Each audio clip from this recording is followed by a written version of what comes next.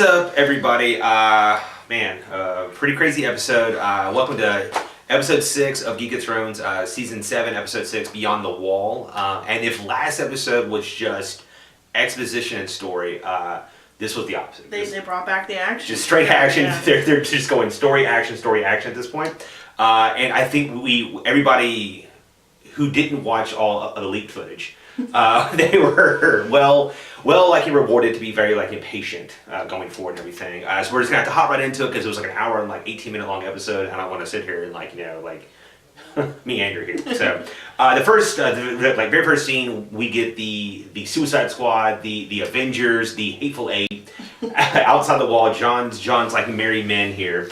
And we got a lot of really cool interactions because we talked about last week and how a lot of the personalities were very conflicting here and there, and you got a lot of those dialogues early on, and so you got John talking to Jorah and stuff, and you got Gendry talking to the brothers, and Hound chiming in stop bitching, kid, whatever, he's died 6 times, get over it, and it was a lot of fun, and you even mentioned that you would just watch that show. Yeah, absolutely. If I could have just a sitcom of just these 7 guys, shooting the shit at Central Perk or whatever, I would watch the hell out of that show. There were so many really great lines. I was laughing a lot, and then, in this big epic drama that we have that is Game of Thrones, I really like when they add in humor. Yeah, it was fun. I think that they did that, because basically there was so much drama and violence coming that they wanted to lighten the mood a little bit, basically. Hey, it's all cool. Make some jokes, and then there's the zombie bears. Yeah, right. And then the next scene, we basically get Sansa and Arya talking, and Arya's, very, she for whatever reason feels that Sansa's not honest, and she's, not being very earnest, and she just thinks that she's against House Stark, and so Baelish is, playing the game right here still and everything, and it feels a little out of place because of how rapid it happened, but you have to have some kind of other storylines going on. Right. I think honestly speed, whether it be travel time or building the plot, it has just been thrown out the window. Yeah.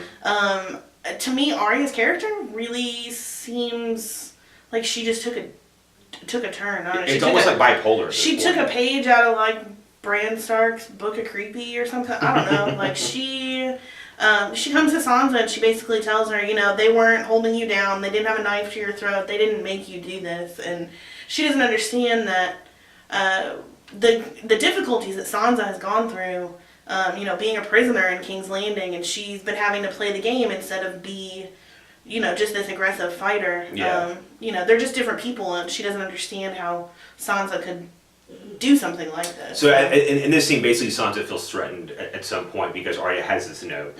We leave there, we go back beyond the wall, and we get a really fun interaction between the Hound and Tormund.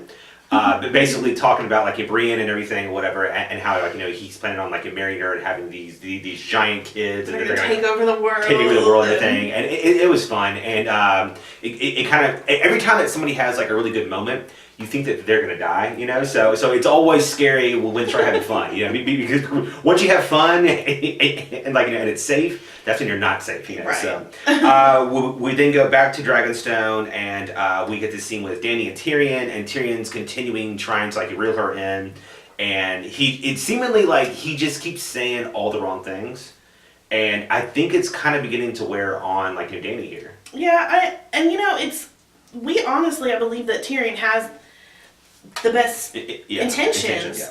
And a lot of what he's saying really does make sense, but it's not what she wants to hear.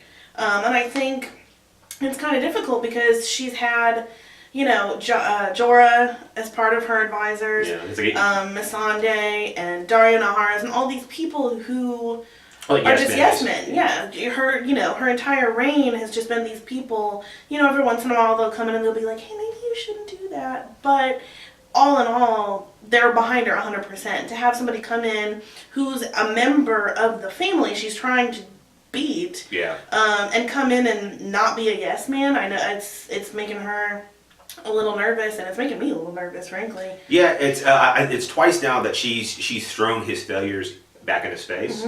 And it's kind of funny because like I had said that I think like episode 1 or 2 that like Tyrion's not a great general, and it was obvious after he lost these like 3 like main factions early on, and she's also bringing it up.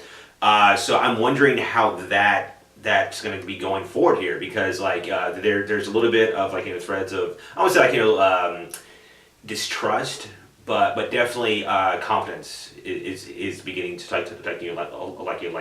waver a little bit. Yeah, exactly.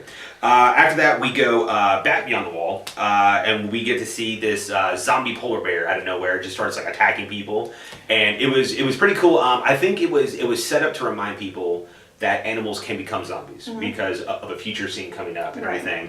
And the Hound, who was frightened by fire, like Baron Dondarrion and Thoros and Mir's swords are on fire, ablaze, and the Hound is just hanging there, and he's almost eaten, but Thoros pops up at the last second and like kind of takes the like brunt of the attack there. So we kind of felt that his time was about done at that point, basically. Yeah. And then we go back to Winterfell, and we get Baelish kind of like poking the like fire there, with Sansa being like, hey, you can't trust Arya. Oh my gosh, she's crazy, Yeah. And it's great. I love it. I love every minute of Baelish. It's awesome. But in this scene, he does mention that Brienne has been sworn to serve both of Catelyn Stark's daughters. And that basically he tells Sansa, if Arya gets a little too crazy, a little too violent, Brienne is going to have to protect you. So make sure you keep her close. And it's perfect Baelish. Basically like reminding her like, hey, Brienne could take out both our problems for us here, because he's all about himself, and he knows that Arya is a huge threat to him, and he sees Brienne is probably the only person, at this point that can take her out, at least in this area. That's there. Yeah, so awesome. It's always great to see him do things. We go back beyond the wall, and we see finally the Avengers like a symbol here, and they jump a party of Whites and a White Walker, and Thoros finally takes a few too many hits, whatever. At this point, they capture a White. But before that, they find out that if they take out basically one of the like White Walkers who has turned people, it kind of kills everybody, which is very lazy, but it is what it is, I guess. I was not super excited to learn this information. Yeah. I'm gonna go just full nerd right there. The same was true in Vampire Diaries, another show that I've watched. Yeah. You take out the head vampire, and everybody that vampire has killed will. It's also true in the like Avengers. In the Avengers, let's kill this one guy, and all of them stop. Yeah. It is lazy, but to me, they had to come up with some way to tie up all these loose ends in a fashion that seems doable, I guess. Yeah, in the next 7 episodes that we have. I just basically imagine now that there's like a random scene of the Night King about to win, like, and Jon like stabs him in the back, and then like everybody dies. It saves the whole kingdom, and I don't want that to happen because it feels. You're building up. You've been building up to this huge momentous battle between the army of the dead and the army of the living, and then you find out their one weakness is if you kill their leader, they all die. Yeah, it felt very like anticlimactic because like so if this is the case, what's to stop like a great archer from using like a dragon class and is hiding in a tree? Absolutely nothing, and I'm pretty sure that's what's gonna happen. It seems so silly. So after that, we go back to Winterfell, and we get to see Sansa and Brienne, and a note has come for Sansa to basically be sent to King's Landing. It's this like invitation, and Sansa kind of has this moment where she's basically telling Brienne like, look, I'm not going anywhere. You need to go. And Brienne's like, well, look, I don't trust anybody here. And she's like, well, I don't care. You're gonna do what I say. And it's very much like a like White Fang moment here. She's basically like she's like you throw rocks at her basically.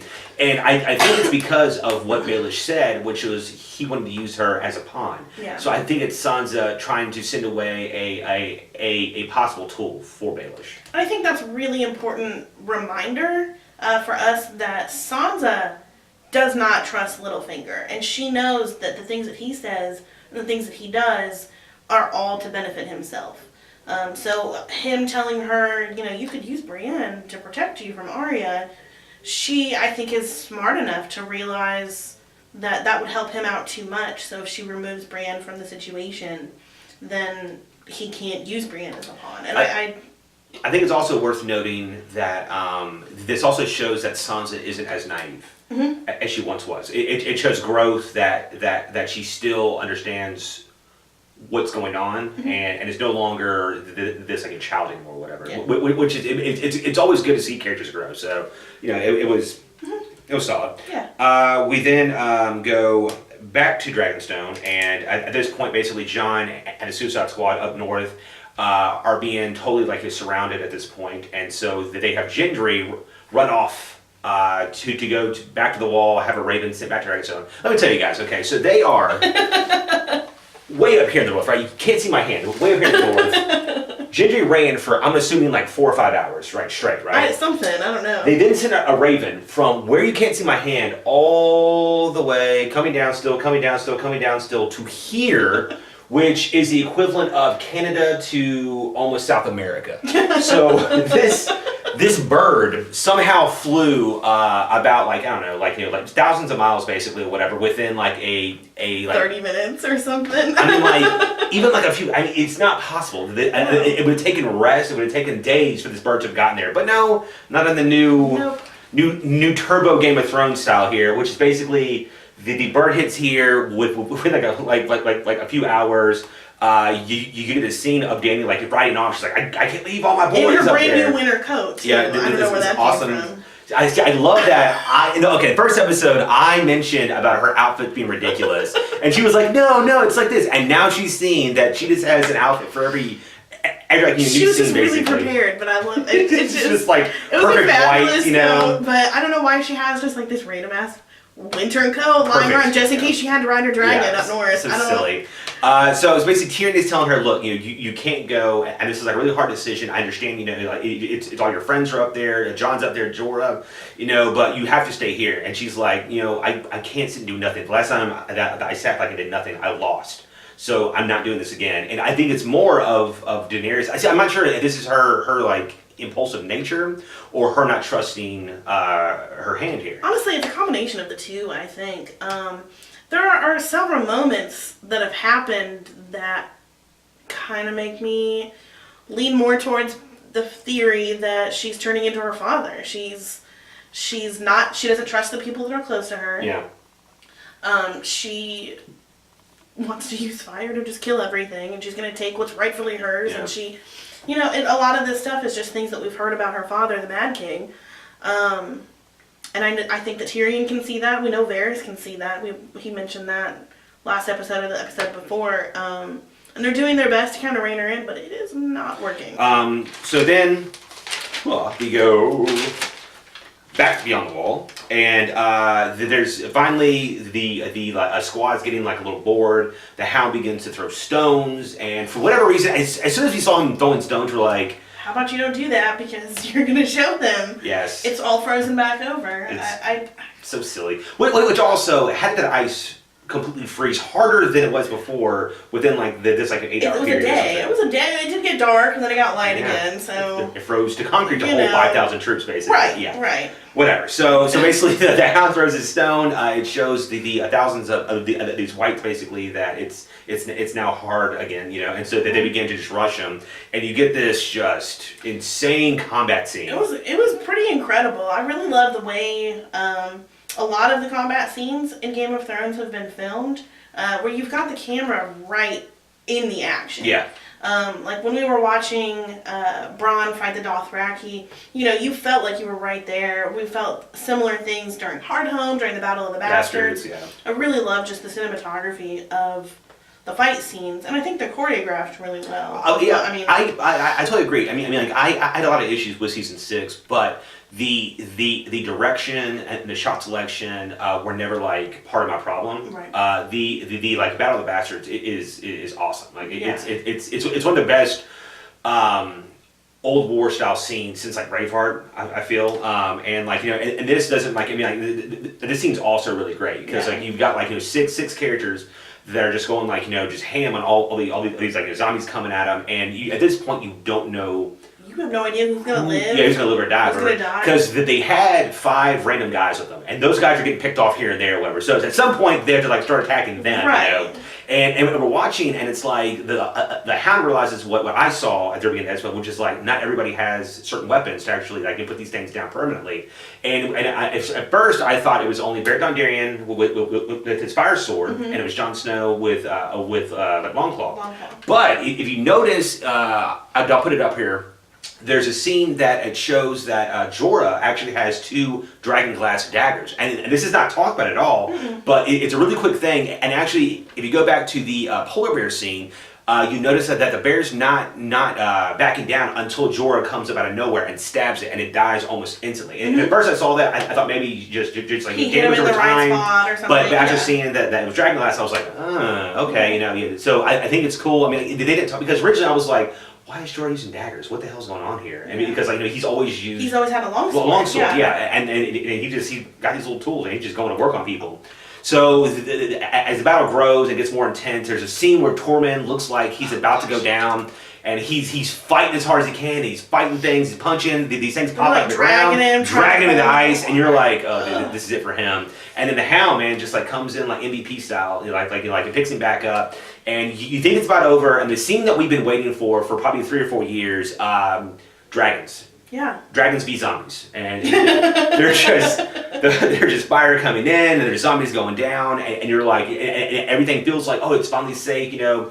Dany like lands, and like, you know, and like she got her hand out, and it's almost like Terminator. She's like, come with me if you want to live, and she's like, and then Jon's like, no way, you know. And so basically he then sacrifices himself, seemingly, because he sees that they're gonna have enough time to actually get on the dragon. So he begins chopping down guys. While this is going on, the like Night King sees dragons, and apparently, like, I feel like he's been waiting for this, because he didn't look worried. He was just like shocked at all. He just was like, oh, all right, grab my jab. It was almost the equivalent of Tiger Woods asking for his like 5 wood, and he just holds out his hand for this ice spear, and the thing hits. I'm assuming it's either Viserys. I think it was Viserion. Yeah, and it hits his wing, and it's like a missile. It explodes, and he goes down. And it's a really kind of harsh scene, because while we both talked about early on that we fully expected a dragon to die up there, and for them to have like an ice dragon. Yeah. But seeing it still sucked. Yeah. You know? It still hurt, man. I do like to give credit to the CGI masters.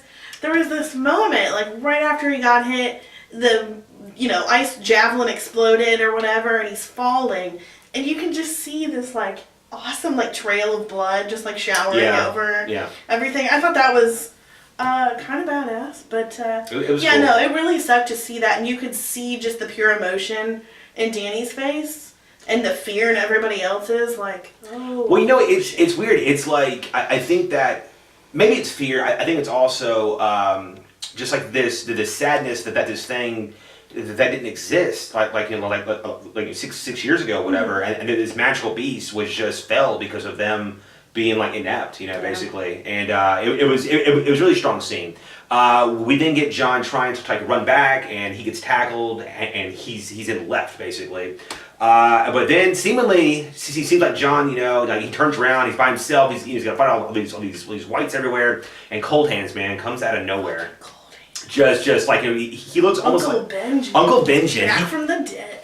Almost like it was almost like a like Ghost Rider. He just like rides on his horse. He's got like this like flaming whip thing. He's hitting things or whatever, and then he just gives Jon his horse and then proceeds to die. It almost felt like HBO was like, hold on, somebody else needs to die here.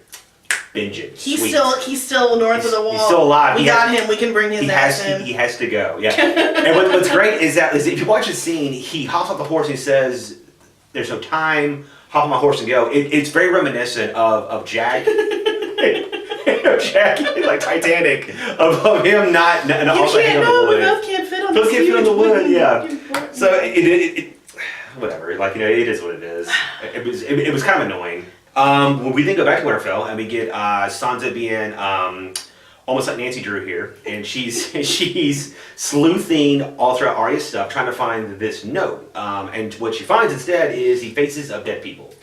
And out of nowhere, Arya pops up behind her, and you get like this like almost Terminator style Arya, where she just turns on crazy. It was very off-putting. Yeah, I really, we talked about in a previous video. Arya's story has really, it started out really awesome for a long time. It got really boring, just waiting for her to turn into this badass we knew she was going to be. We finally see it in this season. She's fighting Brienne, and she's just this, amazing swordswoman, and just as fantastic. Yeah. And now she's bonkers. Like, I don't, like, finally I like her again. And now that's just all gone. I don't know what to do with this crazy anymore. Yeah, so basically, Arya is trying to figure out what Sansa's all about, and so she starts using fear. Basically, she starts to probing at her and threatening her, kind of, and being very domineering, even though she's 2.5 feet smaller than her. Sansa's easily it's 6'8". The shortest person in the show versus the longest. And you get this moment where Sansa's got legit fear in her face. She's crying. And Arya's basically if I wanted to, I could chop your face off and I could become you and wear all those dresses, and then she basically hands her dagger. Mm-hmm. And to me, that kind of shows that Arya's look, I don't want to be you. I don't care about. It's I'm not a threat to you. Basically, and I'm hoping that Sansa takes that as an olive branch of trust and doesn't take it as and I could turn on her or something, whatever. I hope so. Honestly, we could always have that good old, HBO writing come in where Bran comes in and just tells everybody, hey, this is what went down. And just, fixes this problem. That'd be too easy. We were talking that, if they just... As easy as cold hands. We're talking that if Arya and Sansa just spoke like normal human beings and they were like, hey, I found this note in Baelish's room, mm-hmm. she'd be like, well, that's weird. I think he put it there for you to find. They'd be like, oh, wow, he's the enemy. Yeah. But instead, they're just, it's strange. But it is what it is. I fully expect Baelish to die here soon. I feel that this will end up bad in his favor, obviously. We then go on to the sea as Jon is now recovering from his wounds. He on the magic horse. He somehow rode back within, I guess, 10 minutes or whatever on this horse, and he's on the boat with them. This horse that was almost as fast as the dragons. Almost as fast as Gendry. So, basically, we get this scene of Dany crying over him, and this, him, pledging finally to her and everything, you'll I can't call you Dany, but what can I call you, the queen? Yeah, just here, whatever. So, and I hate it because there's so many good moments in this episode. I know. And there's so much cheese. I want so badly to love this episode as much as I loved Hard Home or The Red Wedding or something like that, but I just there were so many shortcuts, I think, that were taken in the plot. And actual shortcuts. Mysterious flight patterns and whatnot. It just wasn't as good as I wanted it to be. Yeah, even though it had zombies versus dragons. It was fantastic, right? It had everything we wanted to see forever. Yeah. It's insane. And it just didn't hit what I wanted it to. I don't know. Yeah. So basically, we get Jon, and her, I guess, now love each other. The most forced relationship. I don't know. So, whatever. We then get the final shot that we've been expecting for a long time now. You get the Night King basically pulling up this dragon, and he goes up to it and touches it, and its eyes turn blue, and you're like, oh no. But I think that this was obvious to come, because if this didn't happen, they had no chance at all. I mean, literally, one dragon could just, ride around, and kill them all. You literally will now, because of what we learned this episode, you can have one dragon fly in, light up the Night King, and it's done. Because all the rest of them will die now. Yeah, so basically, this gives him, a nukes also, kind of, whatever. So it makes him an actual threat now. But what I'm wondering is, okay, it would be super cool if this new undead dragon or whatever, if its breath is ice for one, right? Yes. But it would be awesome is as it killed things, it then turned them into zombies as well.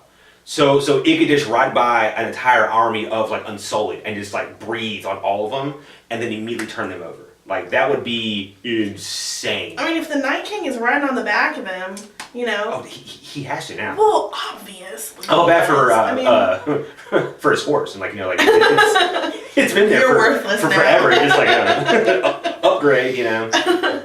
So I mean, like take it or leave it, folks. It was an exciting episode and also kind of like a laughable one. But I'm trying to fight through it. I'm trying to fight through all of my hate that I had for things. Like no, just. But you know, it's starting to catch up with me. I'm trying to calm it down, but. So for the final episode next week, unfortunately, so sad. Who knows how long after that we'll have something for you, or will we? Because we were actually currently making a top 10 fighters list for all the world of Game of Thrones. It would be characters who are currently alive, but it's pretty good. And we almost had to reshoot it because one of the characters, Tormund, we thought, we thought he was a goner. Yeah, we thought he was a goner. So we might wait to just release it after next week, or maybe I'll do it next week sometime. I don't know. Who knows? But we'll figure it out. Look forward to that, and please come back for the final episode. We'll also have a returning special guest, so that's exciting. But until then, folks, try and stay geekly.